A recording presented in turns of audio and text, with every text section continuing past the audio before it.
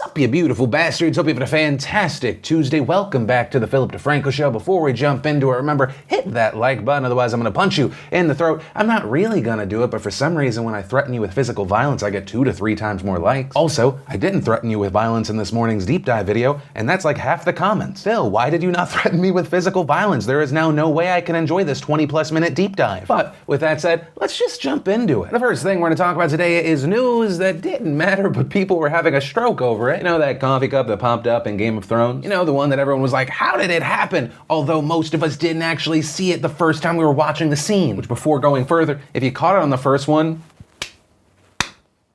congratulations, you're better, you won the internet. You had people debating, did they do it on purpose as like an Easter egg to create a viral moment? Or did everyone just really miss it? The official Game of Thrones Twitter responded to the controversy, tweeting news from Winterfell. The latte that appeared in the episode was a mistake. Daenerys had ordered an herbal tea. Jokes. And there were more jokes, and there were more memes. I had a friend, who I'm not gonna name, who was like, it's so weird that they didn't use VFX to get rid of the cup. Like, would it have taken too much time or too much money? And I was like, you think those are problems on the show with dragons? But now, 24 hours later, it turns out they did have the time, and they do have the money. And HBO has now digitally removed the coffee cup from that scene, and now everyone on r/freefolk can go back to complaining about the writing and the spoilers. But yeah, it's over. That said, congratulations to all the meme accounts that got tons and tons of new followers. Littlefinger was right. Chaos is a ladder, and you climb that son of a bitch. Then we had the measles and anti-vax in the news again. I know a lot of the time when we talk about the resurgence of measles, the anti-vax problem, we talk about the United States, but of course we are in no way the only country dealing with this resurgence of the measles. And one of those countries in the news right now is Germany. And the reason for that is, well, one, Germany has said that they have double the measles cases this year than they did last year at the same time. And two, it appears that Germany might be the next place to implement a fine and ban. Reportedly, their health minister has proposed a fine for parents of unvaccinated children that could go up to $2,790. And according to reports, he also suggests banning unvaccinated children from all kindergarten and daycare facilities to protect those who are too young to vaccinate and those with medical conditions that prevent them from being vaccinated. And of course, my reaction to this news, not a surprise if you've watched me for a while,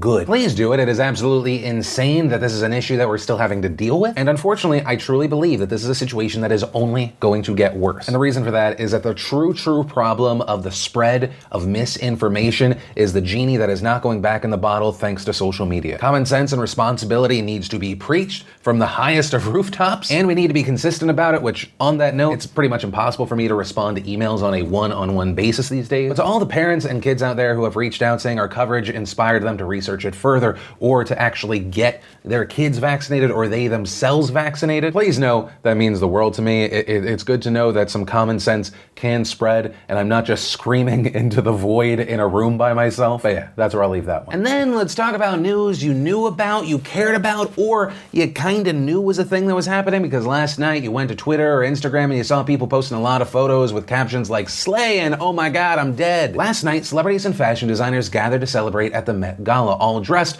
or supposed to be dressed in this year's theme, which was Camp Notes on Fashion. And in case you don't know what the Met Gala is, it is the New York Metropolitan Museum of Art Costume Institute's gala to celebrate the opening night of a new exhibit and to help raise money. Anna Wintour, the editor-in-chief of Vogue, approves each guest, and tickets cost around $35,000 per person. Also, if you are seemingly out of touch to this world as I am, and you're like, well, what is camp? Let me Google that. One, it turns out we're not alone. There are whole articles, even written by the BBC, going into what camp is. Two, it turns out it is not camping or tent related. No, instead. Three, the camp theme was based on an essay by Susan Sontag from 1964. There, she tried to define what it means to be camp by saying, the hallmark of camp is the spirit of extravagance. So basically everything that Billy Porter embodied. And if you're like, I don't think I know who Billy Porter is, you've probably seen what Billy Porter looks like. And while there were notable moments from the red carpet, like Lady Gaga's 16-minute entrance where she had multiple outfit changes to show off 4 looks, and if you want to experience that in the best way possible, there's video of Liza Koshy narrating everything that was happening, which actually, on that note, Liza Koshy was there again this year. And it turns out this year that she wasn't the only person from YouTube there. YouTube CEO Susan Wojcicki posting a photo from the event with James Charles, Lily Singh, and several others. And both James and Lily posted about the event. Lily keeping it simple, just saying had to dress like a lily because. James thanking YouTube for inviting him, and adding being invited to such an important event like the ball is such an honor and a step forward in the right direction for influencer representation in the media, and I am so excited to be a catalyst. And while of course you did have a huge chunk of his fan base incredibly excited, there there were people that weren't also sister supportive, right? And this was even before the gala started. There were rumors that James Charles and Emma Chamberlain were going to be in attendance, and some people were just not having it. You had people seemingly angry that there were not more drag queens invited or acknowledged. And that's because many credit drag queens with creating camp as a style, and instead you had the likes of a James Charles. Also, once people saw the outfit James was wearing, some felt that he missed the entire point of the theme. Also, looking through these tweets, I have to say that I think fashion Twitter is the snarkiest of Twitters. Personally, I don't know a damn thing about fashion, so I have no opinion there. But really, I do think your opinion of like a Eliza Koshy, a Lily Singh, a James Charles,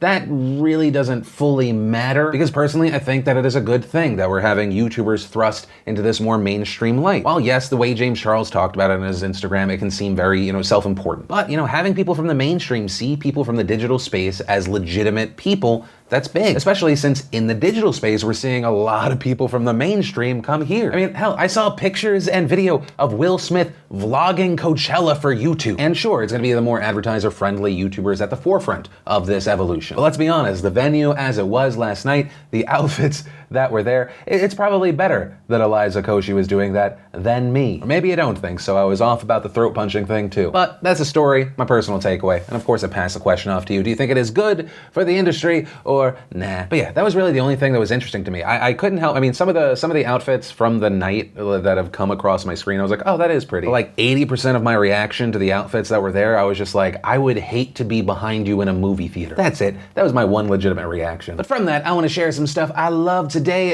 and awesome, brought to you by SeatGeek. And SeatGeek, if you don't know, is the fantastic ticket app that takes confusion out of buying tickets for all kinds of live events, from concerts to comedy shows to sporting events. They put all the tickets in one place. They give them a 0 to 100 score so you know if you're getting a good deal or not. I've got the app on my phone, and it is by far the easiest way to shop for tickets to whatever. Hell, in the past week, I've bought 2 last-minute presents for friends because of their birthdays. Took my wife and son to a Dodgers game, which was awesome. It was a great comeback game. You don't care though. Afterwards, I took them to this restaurant, our old arcade place, which was awesome, but that wasn't brought to you by SeatGeek. All the other stuff was though. So I guess main point, whether it be something for you or something for a present, you got Mother's Day around the corner, SeatGeek's fantastic. And the best part of it all is after you get the app, you can click the link down below. You can go to SeatGeekPhil.com. You can download it however. Just make sure you enter in promo code Phil and you will get $20 off your first ticket purchase. You're welcome. And the first bit of awesome is Disney released a clip from the new Aladdin. Then we got the season 3 trailer for Legion, a video titled "A Dad Mistakenly Drank a Lava Lamp at Bedtime." Already have questions, but it continues. This is what happened to his kidneys. We had the how it should have ended for Shazam. Then we have our awesome Chrono.gg/Phil partner game of the day. It's a really unique story-rich game and experience with incredibly positive reviews. And if you snag it with our link before 9 a.m. tomorrow, you can get it for 72% off, just $5.50. And if you want to see the full version of everything I talk about and share the secret link of the day, hell, things I didn't even get to today, links as always are in the description down below. And then let's talk about why over 100 employees at Riot Games, the company behind League of Legends, participated in a walkout. And specifically, the walkout was in response to the company's forced arbitration policy and to fight against general sexism and discrimination employees say that they experience at work. Now, the accusations that Riot has this kind of sexist bro culture goes back a while. It started back when Kotaku wrote an expose on the company in August of last year. In it, they detail women being passed on for leadership roles, men making inappropriate comments on women's appearance, men using vulgar and sexual language in the workplace, and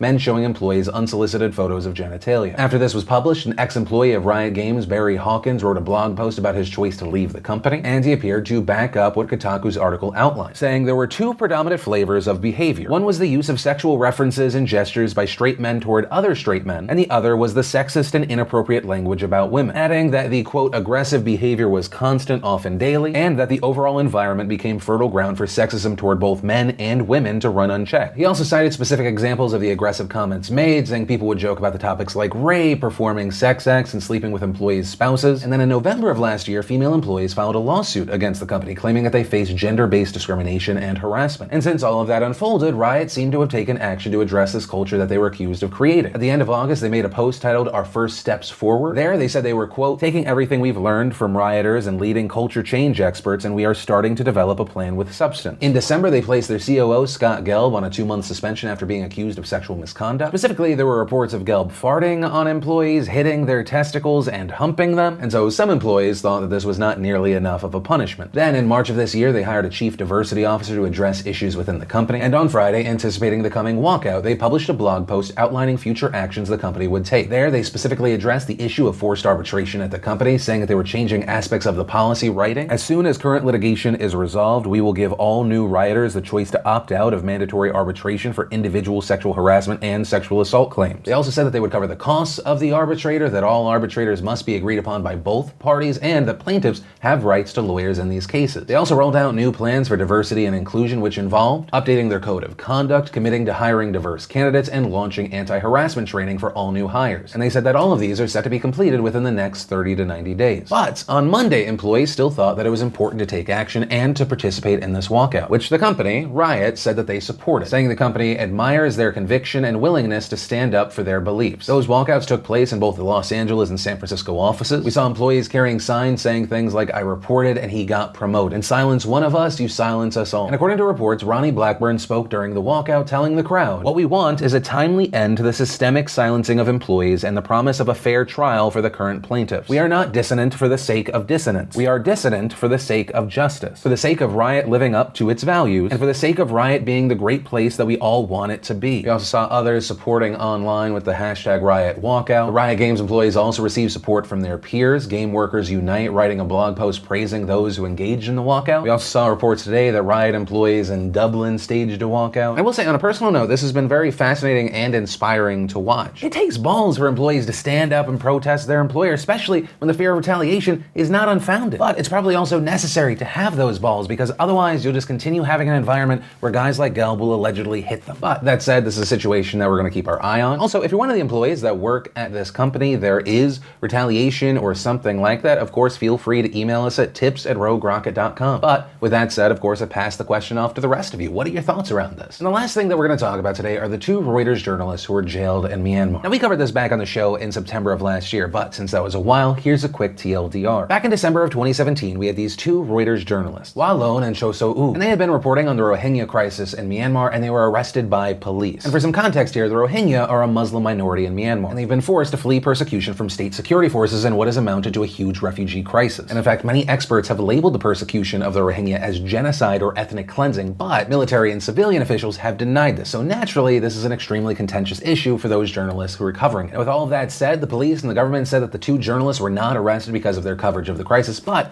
the conditions of their arrest and sentencing have been incredibly sketchy. Officials have said that the two men were arrested for possessing secret documents, but it's widely believed that they were set up. Reportedly, the police asked to meet with the two journalists in December of 2017. They handed the journalists rolled up documents as they were leaving, and they then promptly arrested them for having those same documents. We then fast forward to September of 2018, and the two journalists are sentenced to 7 years in prison. And like the conditions of their arrest, the testimonies against them were questionable, with one police officer admitting to burning his notes and another witness actually reading parts of their testimony off notes on their hand. And following the journalists being imprisoned, this sentencing, it immediately sparked international outrage, with many world leaders arguing that the government was censoring the journalists. We then saw Lone and So-u appeal the case to a regional high court, but they lost that appeal back in January. They then appealed to the Myanmar Supreme Court, which denied their appeal just 2 weeks ago. And after that Supreme Court decision, it seemed like all was lost. But that is until today. Both Lone and So-u were released after being detained for over 500 days after the president of Myanmar pardoned 6,520 prisoners. And so today we saw these two journalists smiling and waving in videos and photos as they were walking out the gates of the prison. Lone thanking the people who supported them. Also around the world, people who are wishing to release us.